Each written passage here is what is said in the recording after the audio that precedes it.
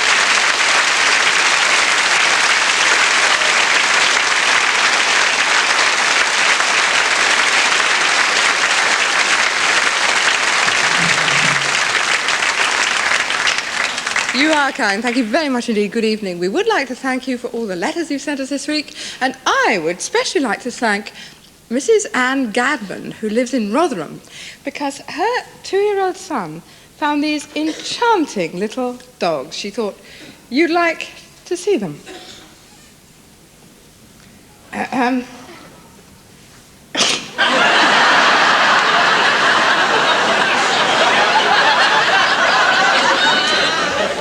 And while we're talking about animals, Mrs. Stockley found a picture in her local Cheltenham paper of Andrea George, 25, who is a cleaning lady with a difference. And Mrs. Vine from Lydney sent us a picture from a travel guide of Canaries wrestling. And I'm most grateful to the viewer who found a notice in Brands Hatch, all asses must be shown. But we also found a terribly depressing piece of news in the Daily Mail. It seems a French researcher has done some work and discovered that kissing shortens your life. Every kiss means you shorten your life by 3 minutes, and you catch 250 different kinds of bacteria. So the researcher suggested other, safer methods of demonstrating affection, like blowing in your ear. Chris and I went out onto the streets to see whether this news would persuade anyone to give up kissing entirely. According to this French research, any kissing shortens your life, causes stress, and it's bad for you. Oh, what a load of old cobblers that is. It's ridiculous. You think so? Of course. The more the better, eh? You like a lot of kissing? Oh, can't get enough. Have you heard the latest news that some French research has discovered that kissing is dangerous? I always believe that to be the case. Really? Oh, yes. Kissing? Why? Well, it leads to other things. Suggest any alternatives to kissing? Some people blow in each other's ears. Did you find that an exciting experience? Not really, no. Would you like to blow in the gentleman's ear now? Is it any good? No, not really. No. What about the Eskimo habit of nose rubbing? Nose rubbing, yes, that's all right. Would you try that for us, just to see how you get on? We have done that, yes. Oh, it's quite pleasant, yes. Not as good as kissing. Does it worry you that kissing might shorten your life? Worrying shortens your life. A French researcher has just discovered that, in fact, it's very bad for your health, George. No. Well, what do you think made me like I am now? It's kissing. Well, I'm not surprised. It's an, eh? I'm not surprised. See, that's what you see. I've got that sort of romantic lip. Lip, you see, which is undoubtedly, which appeals to most women. They're all waiting to be kissed. You know, if anybody would like to be kissed. Would anyone like this gentleman? Keeping an orderly queue. Would you like to be kissed? There you are. I told you I'm going to volunteer. Look at this, huh?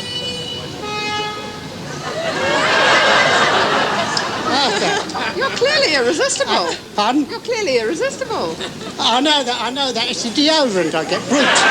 Brute's the stuff. If you have brute, you'll do anything. Did you enjoy that, madam? Say yes. Oh, God. Thank God for that. You did it. I'm afraid it's terribly bad for you. It is, why? A French researcher has discovered you get an awful lot of germs from kissing. I'm the one with the cold. I'll take everything off the anyway. Have you heard the news that kissing shortens your life? Oh, does it? Yes. Did you know that? Give us a kiss and lend me a shilling. What do you think about kissing? Well, he pull the people, no? He pull a little bit of people when they kiss. What do you do? Well, you don't know. You are worse than me. I don't understand what you said. Well, you know why? Because I am bloody foreigners.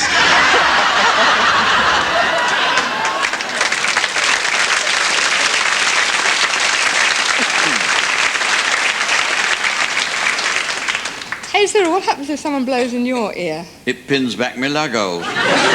Today is Father's Day, and Mrs. Marriott from Bedford was impressed by a most thoughtful advertisement in her local paper. Father's Day gifts 100% cotton nappies. Mrs. Reed found an advertisement in the Ayrshire World for ladies, tickless anoraks, ideal for a lady with a long droopy moustache. But my favourite advertisement is from a Yarmouth newspaper for just 2 of the facilities at the Marina Centre. This, of course, is one of the cleanest programmes on television, and it's about to get even cleaner because this week we heard from Mrs. Anne Waterman, who lives in Chigwell in Essex and is quite desperate to have a bath. She told us... I actually bought a bath over a year ago. In fact, I bought 2 baths. They've been in my garage ever since. I'm not allowed to fit them. Now, that is a pity because these aren't just common or garden baths. They're baths like this. Actually, that does appear to be in a garden. But Mrs. Waterman told us... That's from a brochure I saw by a firm called S. Polyak Limited in Malton in Yorkshire. They sell really exotic baths. And she's right. See for yourself. How would you like to sip champagne in a bath like that? I wonder why those old gentlemen don't notice. Well, it probably goes on all the time. Here's another everyday scene. The Mona Lisa in the Louvre. Obviously spending hours in the Louvre. Anyway, this is the set Mrs. Waterman liked best. We aren't sure who that gent in the hat is, but the bathroom set is called Fontainebleau, as the brochure says. The gentle relief of this design emphasises the beauty of the new 2-tone rustic colours. She also liked one called Chateau Roux. Hand-painted sculptured ceramics, the decorator's dream. Exotic colours and designs enhanced by simple backgrounds.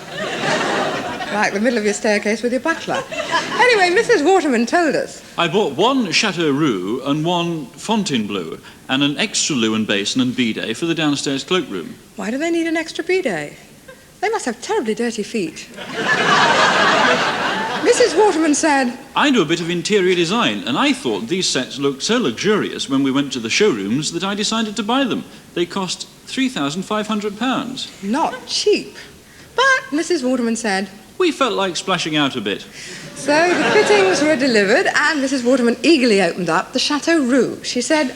There was a strip of sellotape holding the cistern lid on, and when I took it off, the flowers came off with it. They'd been painted over the glaze. The flowers on the basin were also painted over the glaze, so they'd come off when they got wet, and on the bidet too. It was ridiculous. And there were other details wrong. Mrs. Waterman said... The seats were the wrong size for the loos. They didn't fit. One of the cisterns had a great big crack in it, and there was a lump out of the cistern lid. When she showed it all to Mr. Murphy, her plumber, he spotted another detail. He said... Where's all the bits at the back? Mrs. Waterman said...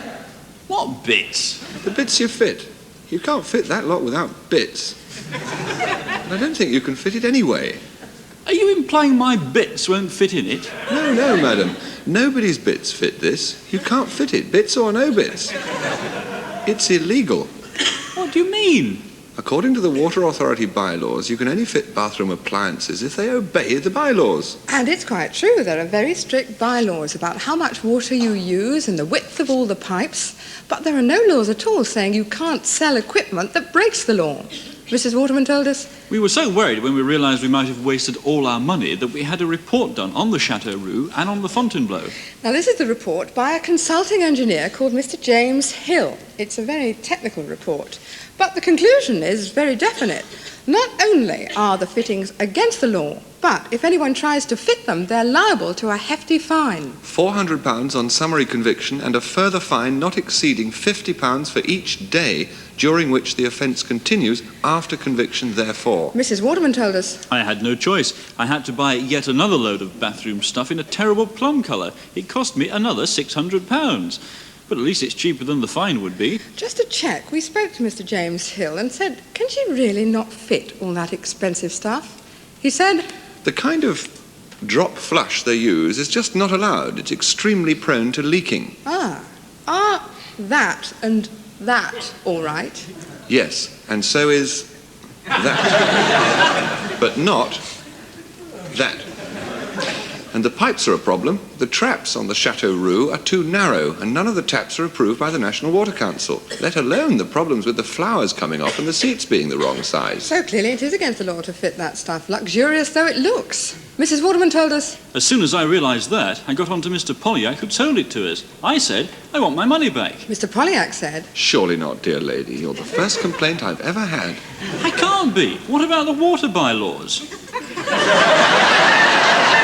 They're against the water bylaws. What are you going to do about it? That's up to you. You bought it. What are you going to do about it? And you know, according to their conditions of sale, he's quite right. Clause 4 says the purchaser has to make sure it obeys the bylaws. They don't guarantee that at all. It does seem extremely strange that you can sell something that breaks the law. We did try to ask Mr. Polyak about that. He said, frankly, I don't do business over the phone. And he hung up. Obviously, he'd had a basin full. So then we went along to the BBC, the British Bathroom Centre. It's a big shop in London, to see what they think about selling bathrooms that break the law. We found they were doing it themselves. The salesman showed us their range. We said, are there any problems fitting these? He said, not if you've got a good plumber. This would cost you about £3,000 a suite. We sell a great deal of these things. It's nice if you want what we call the naughty bath. We broke the news to the salesman that we were from That's Life and we wouldn't dream of being naughty, except that that bath was a bit naughty because it was breaking the law. He said very quickly. Oh, we tell every customer that they do not conform to the British regulations. If they still want to buy them, it's entirely up to them. We said, but you've got a loo installed here that's illegal. That's for demonstration purposes only. But our photographer has just used it. He should not. But he asked if he could. I did not see him use it. Well, you wouldn't have. He locked the door. I don't know anything about that. Do you sell many of them? Oh, yes. In fact, we've recently been contracted for £150,000 to provide 10 bathroom suites for the King of Saudi Arabia's retreat in Windsor. Some of them break the bylaws, too. We thought we ought to warn the embassy about that, but they said... We have no comment to make about this. So we didn't pursue it in case we provoked another death of a cistern. We talked to Mr. Webb Bowen, who runs the Council of British Sanitary Ware Manufacturers, and we asked him why shops can sell these when it's illegal to use them. He said, it should be made illegal to sell them. The law is an ass here and no mistake. It's unbelievable and absolutely mad. The drop style of flush has been illegal in this country for years, and quite rightly so. But how are people to know that if you can buy them in the shops? Do you have to ask whether a car or a TV set is legal before you buy it? Of course you don't. I have the greatest sympathy with the customer in this sort of case. And it seems it does happen quite often. Andrew Watts of the Institute of Plumbers told us. Illegal fittings are costing this country millions of pounds in wastewater, and something should be done. It's an absolutely silly situation that it's possible to sell this equipment so people can install it. In fact, plumbers are morally wrong to fit things that they know are breaking the bylaws. So if you've been tempted by glossy advertisements like these to buy an unusual bath, do check, because there is a list of approved fittings so that you can ask if the bathroom you want is on the list. It's easy to remember because it's the list that's issued by the National Water Council, the NWC. But of course none of that helps Mrs. Waterman and her £3,500. So we asked Cyril to come up with an ode to comfort her, and he suggested the ode you keep requesting from him. It's an ode that everyone seems to have a special soft spot for. The Tale of Sonia Snell. Pin back your plug-holes. This is the tale of Sonia Snell, to whom an accident befell, an accident which may well seem embarrassing in the extreme. It happened, as it does to many, that Sonia had to spend a penny, and entering with modest grace the properly appointed place provided on the railway station, there she sat in meditation. Unfortunately unacquainted, the woodwork had been newly painted, which made poor Sonia realize her inability to rise, and though she struggled, pulled and yelled, she found that she was firmly held. She raised her voice in mournful shout, "Please somebody come and let me out." Refined woman. Her cries for help soon quickly brought a crowd of every kind of sort. They stood around and feebly sniggered, and all they said was, "Oh, be jiggered." "Oh, blimey." said an ancient porter. We ought to soak that off with water. The station master and his staff were most polite and didn't laugh. They tugged at Sonia's hands and feet, but couldn't lift her off her seat. The carpenter arrived at last, and finding Sonia still stuck fast, remarked, I know what I can do, and neatly sawed the seat right through. Sonia arose, alas to find a wooden halo on behind. An ambulance came down the street and bore her off complete with seat to take the wooden bustled gal off quickly to the hospital. They hurried Sonia off inside after a short but painful ride, and seizing her by hand and head, laid her face downwards on the bed. The doctors all came on parade to render her immediate aid. A surgeon said, upon my word, could anything be more absurd? Have any of you, I implore, seen anything like this before? Yes, said a student, unashamed, frequently, but never framed.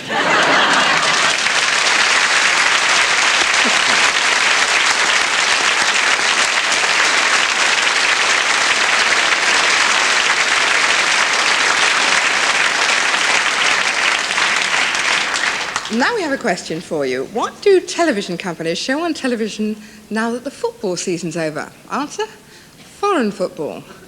What do all the people who do football pools do? Australian football pools. Amazing, isn't it? This week we heard from Beryl Elliott from Cheshire. She said, I've just won £2,000 on the football pools. We said, that's marvellous. She said, I must admit, when I realised I'd won, I cried for joy. But now I've discovered I've lost the lot. We said, how? She said, I thought something was odd when a week went by and no cheque arrived. So I asked the collector when he called round to deliver my next coupon and take the money for it. He said I should get in touch with Littlewoods. But the next evening, he came round again with my winning coupon. He said it had been damaged. It had never gone into Littlewoods. He had it there. He showed it to me. The bottom 3 drawers had been torn off. He said there was no point getting in touch with Littlewoods. I didn't say anything. I just cried. But after the collector left, Mrs. Elliott thought about it. She told us, the collector's story didn't make sense to me. How had it got damaged?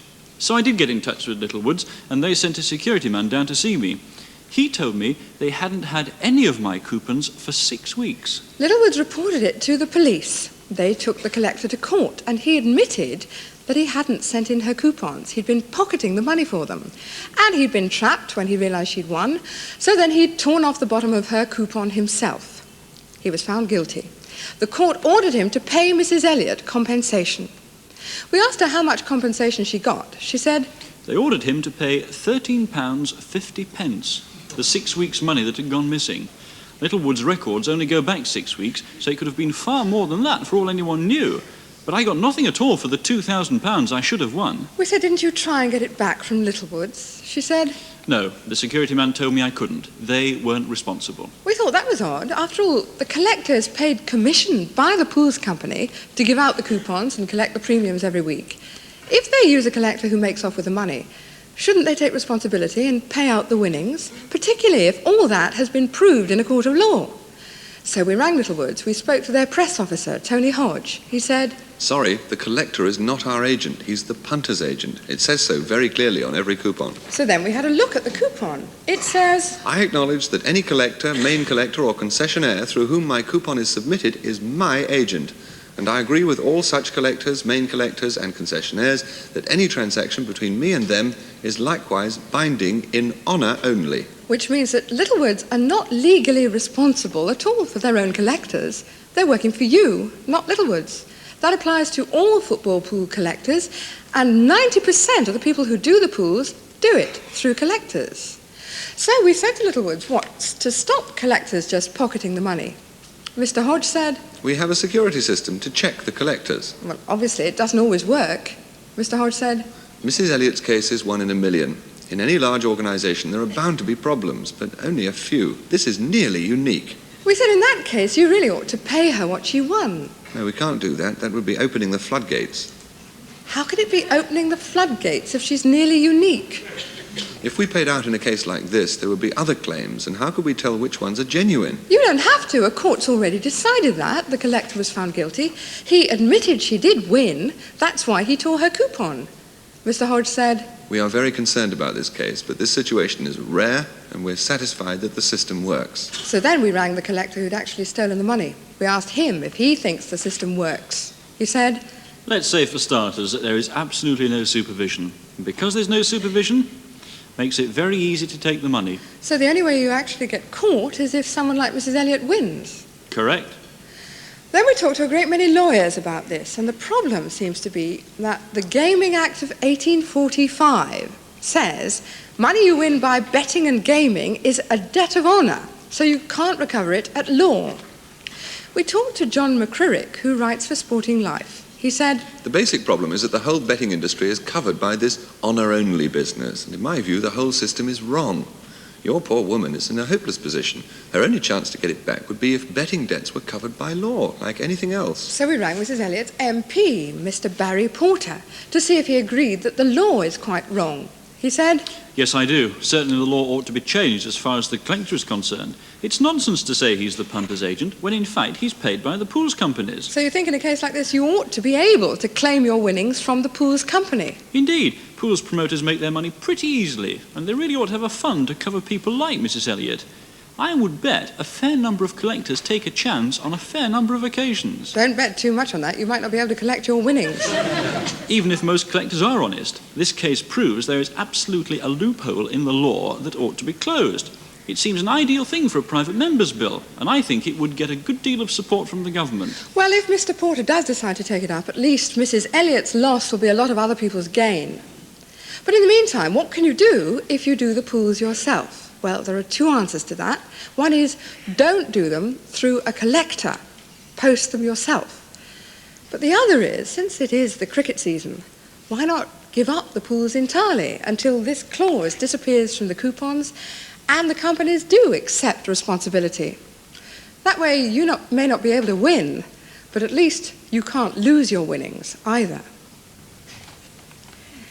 And now, we bring you this week's great undiscovered British talent, Mr. Michael Sakin, who is a computer expert at Leicester University. He can whistle two quite separate tunes at once. Here he is with both parts of Frère Jacques, Mr. Michael Sakin.